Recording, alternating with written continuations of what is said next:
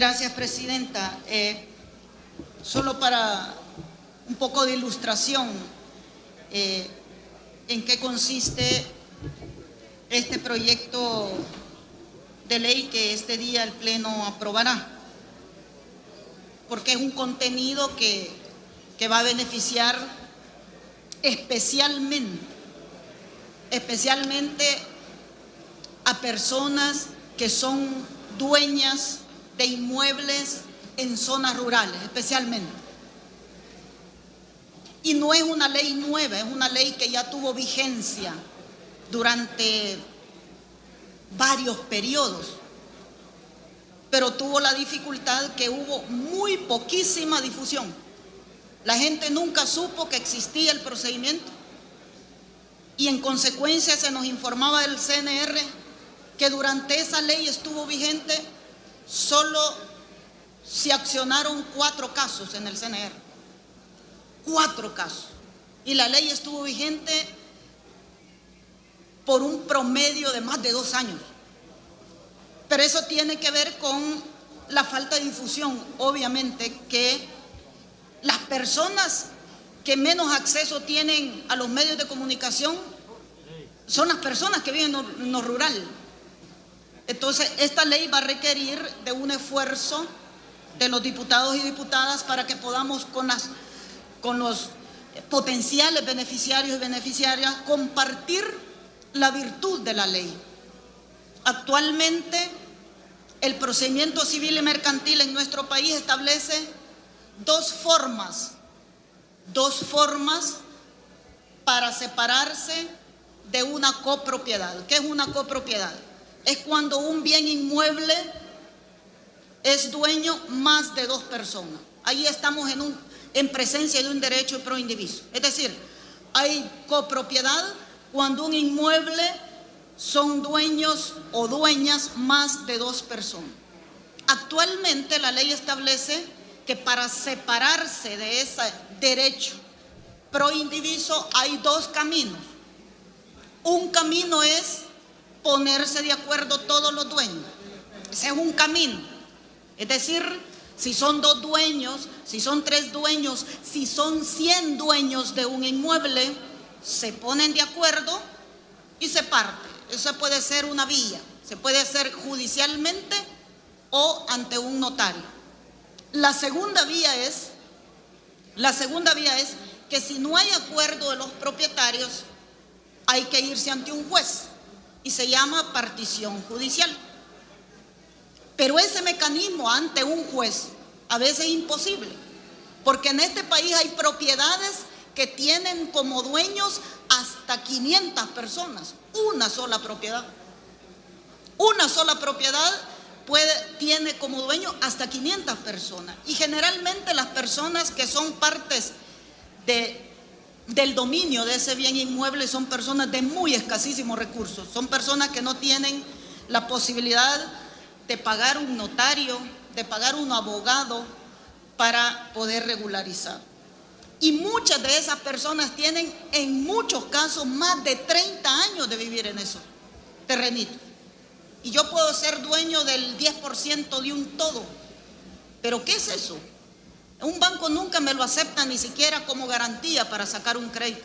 Ni siquiera puedo invertir en la propiedad porque no me acepta de garantía ese dominio que ejerzo sobre un todo, pero no sé de qué.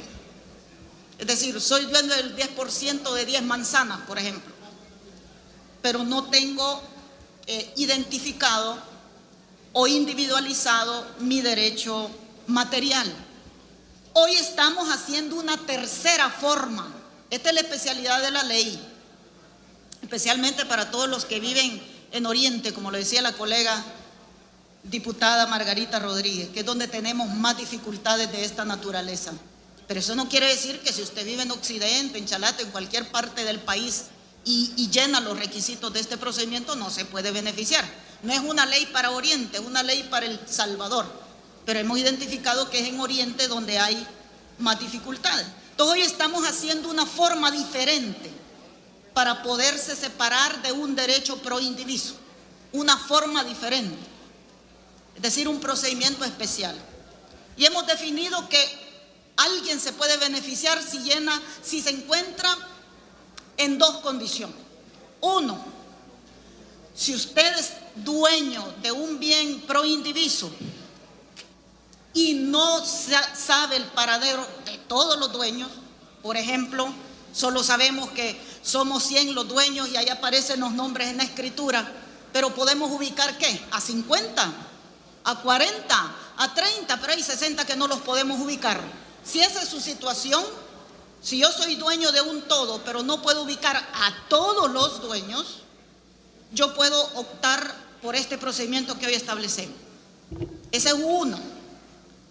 Si yo, siendo dueño de un todo, pero somos más de 10 dueños, es decir, de 10 dueños en adelante, imagínense que de una manzana de tierra son 50 dueños. ¡Wow! El pedacito de tierra que le toca es pequeñísimo, pero es justo donde usted tiene su casa. Es decir, donde usted ha construido la casita, donde ha creado su familia, pero es un pedacito pequeñito, que como lo describiría mi abuelo, mi padre, es menos de una tarea. Si usted es dueño de ese terrenito tan pequeño, se imagina lo que costaría, y usted tiene ubicado, los 50 dueños viven ahí, tienen posesión física del terrenito. Hay muchas comunidades así. Pero irse a un procedimiento a partir de eso es más caro que si deja de vivir ahí.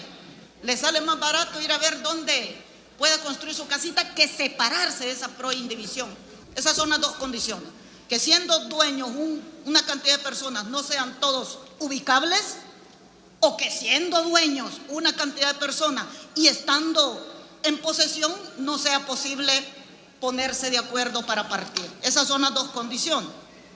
¿Qué requisitos le estamos poniendo? Y esto tiene que ver, ciudadanos y ciudadanas, con el tema que hay personas que son dueñas en proindivisión de una propiedad y hay unas que sí están en posesión material de ese bien, pero hay otros que no.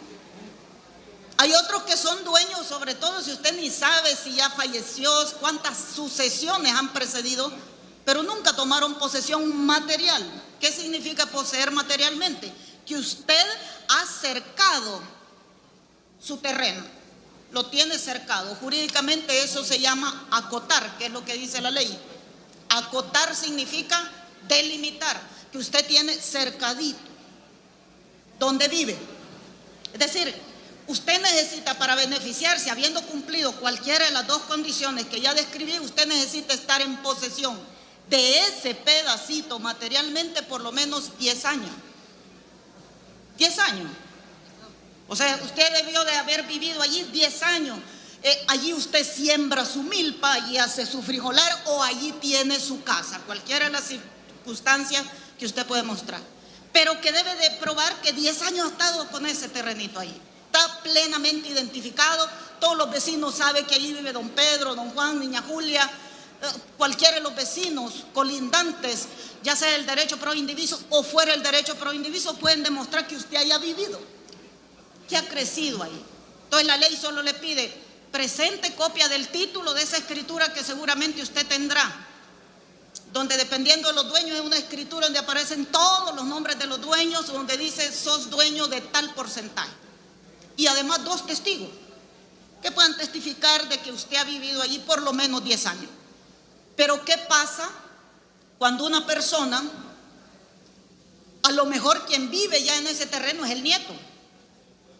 El nieto, quien adquirió el terreno fue el abuelo. Y claro, por la imposibilidad económica, a lo mejor nunca aceptó herencia. O sea, nunca aceptó herencia porque no pudo seguir los procedimientos. Entonces, si ese es el caso y dice usted, mire, yo soy el nieto de don Juan Ramos, pero yo apenas tengo 2 años de vivir porque mi abuelo se murió hace 2 años. Sí, pero su abuelo vivió 15 años ahí.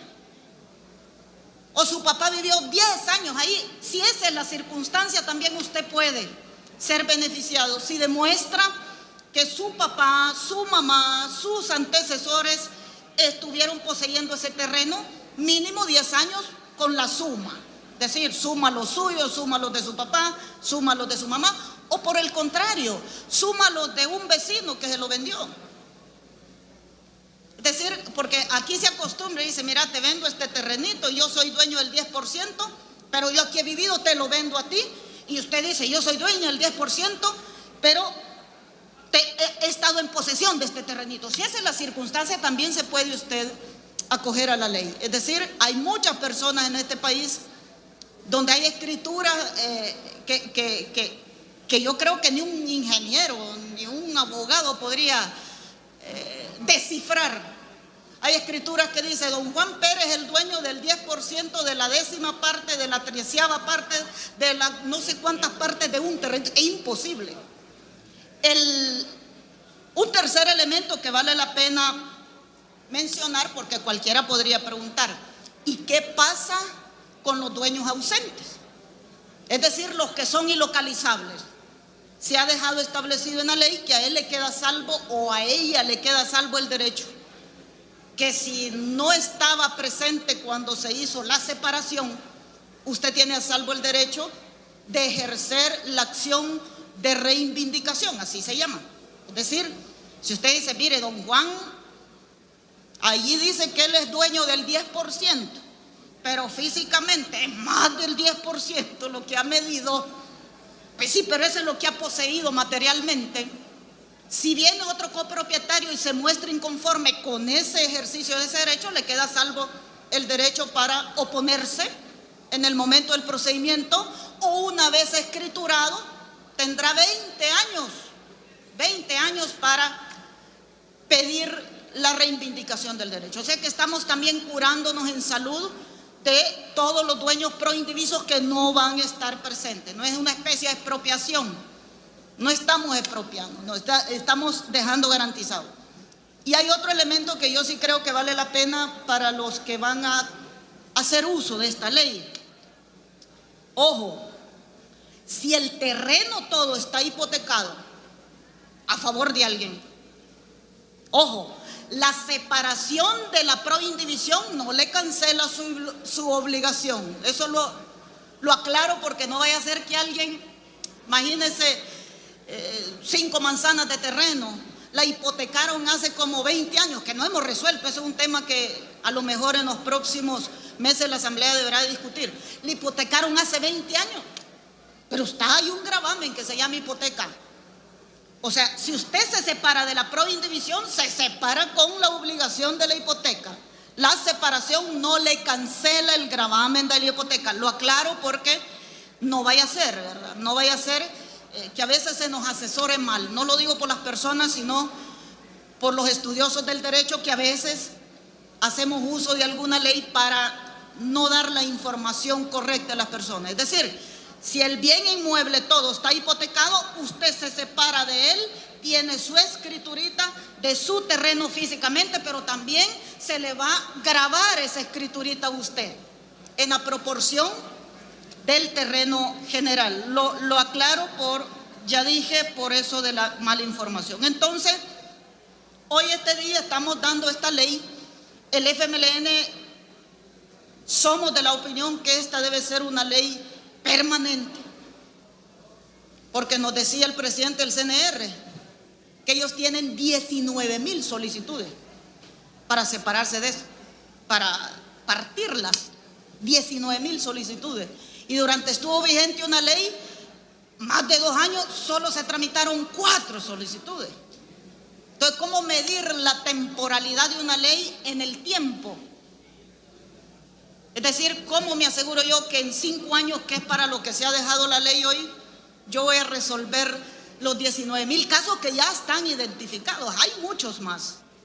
Sin embargo, pues le hemos dejado la opción que toda ley temporal o transitoria tiene, que puede ser prorrogada, de acuerdo a la necesidad, a la demanda que haya, la ley puede ser prorrogada. Entonces, quería nada más compartir esos elementos didácticos, quizás no pedagógicos, para que quien se beneficie de esta ley tenga conocimiento de causa. Y quiero hacer una última aclaración. Si usted puede apoyarse en el ILP, es decir, el ILP le puede seguir este procedimiento para las personas de escasísimos recursos Y hemos dejado también que, como hay que hacerlo ante un notario, ¿no? Usted necesita un abogado que lo represente. Hemos facultado también a la Procuraduría General de la República para que pueda auxiliar, que sabemos que la mayor cantidad de personas que se encuentran en esta incertidumbre jurídica son personas de escasísimos recursos. O sea, son los más pobres de los pobres. Quizás en las áreas urbanas no vamos a ver estos casos, pero sí en las áreas rurales. Pero hemos dejado que usted pueda ser auxiliado por estas instituciones y hacer un procedimiento muy expedito. Yo solo pido y ojalá que los medios de comunicación nos ayuden a difundir esta ley, nos ayuden a difundir su contenido con el único propósito de que su destinatario se entere, ¿verdad?, y haga uso de este instrumento que es muy valioso. Gracias, colegas diputados y diputadas, pueblo salvadoreño.